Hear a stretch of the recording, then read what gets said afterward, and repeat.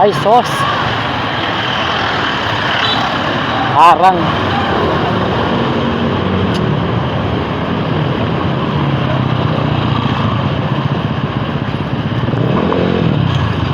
Kuya, sadali. Sasakay ako. Yeah. Sorry. God in heaven.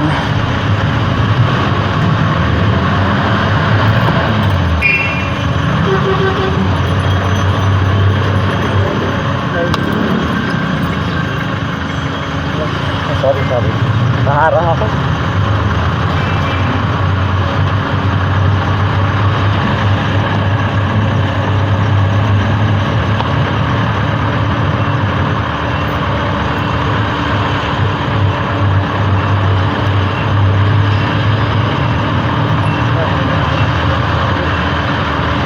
Pera ko, dalawin ko.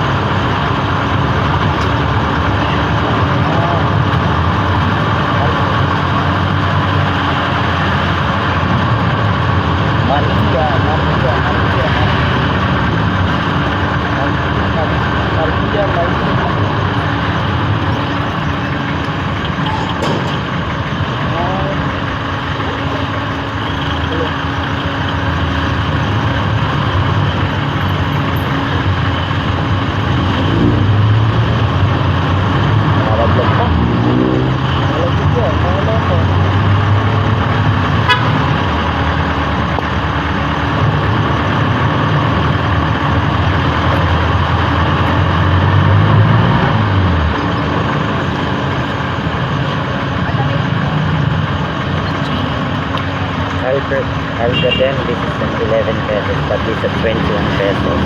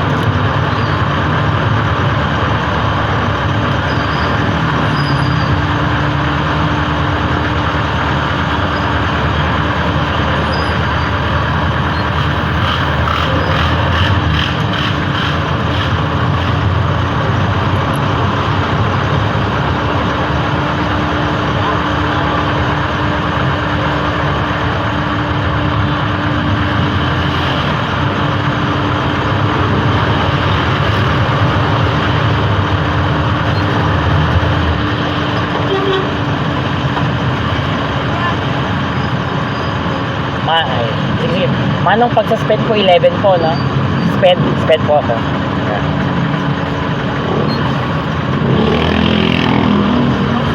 Yan.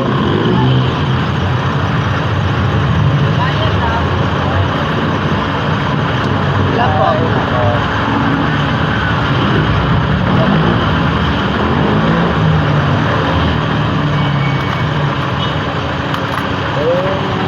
Gusto ko siya.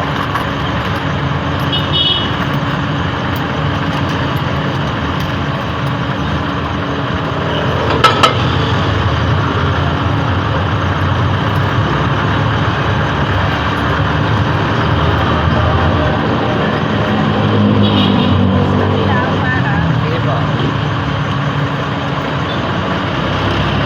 Pabayad po. Bayad mo yung Ay, ano po? hindi ba kayo? Hindi po sa akin. Yeah, wait lang ha. Kasi yan, 11 yan. Yan na lang po ako ha. 11 pesos po yan.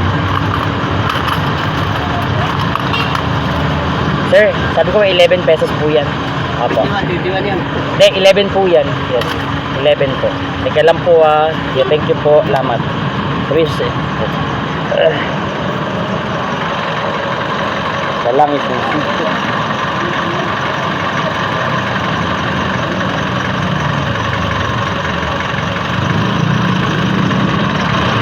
Salang.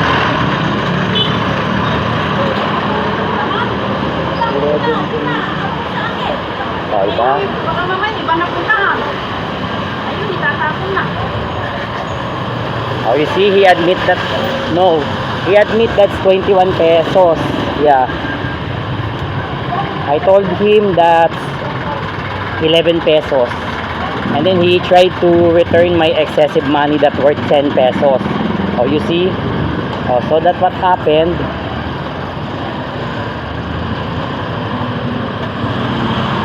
I pretend that's 11 pesos, but this is at 21 pesos. Yeah.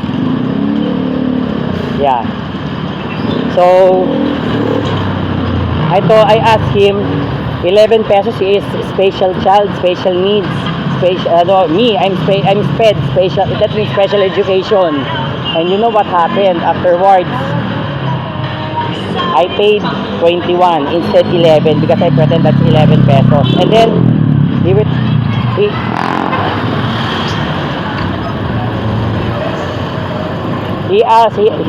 thinking that I'm already paid.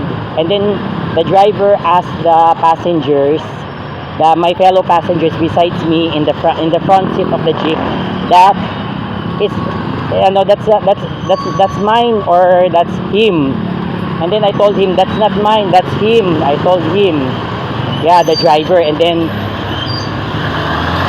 I paid instead 11 pesos, that's 21 pesos. And then he tried to return my excessive money that worth 10 pesos. But what happened? I told him, sir, that's 11 pesos. And then he answered me, he replied me, no, that's 21, he told me. And then afterwards, he returned the excessive money. So that means he committed to steal my excessive money because I pretend that I'm so stupid that, but I testing him. So that's why he did not return my excessive money. Yes.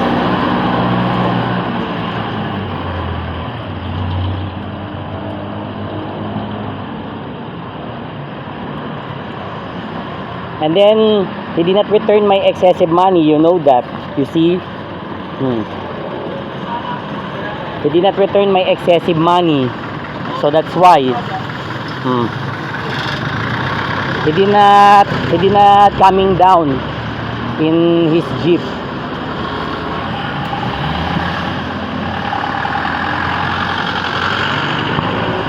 Because if I saw him that he coming down and then he will return my excessive money,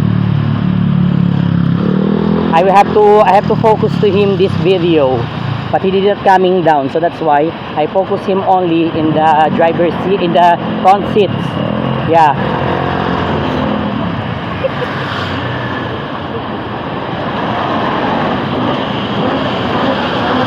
So he did not return my excessive money, you see? He did not return, he really don't want to return my excessive money because I pretend that's an 11 pesos, but the truth that's 21, you see? We did not heard of the driver that you accept the 10 pesos. You accept the 10 pesos because that's your money. That's not my money anymore or whatever. This is a too much. Oh, we will heard that, but we will not heard that. Yeah. So we caught him in the act. You see?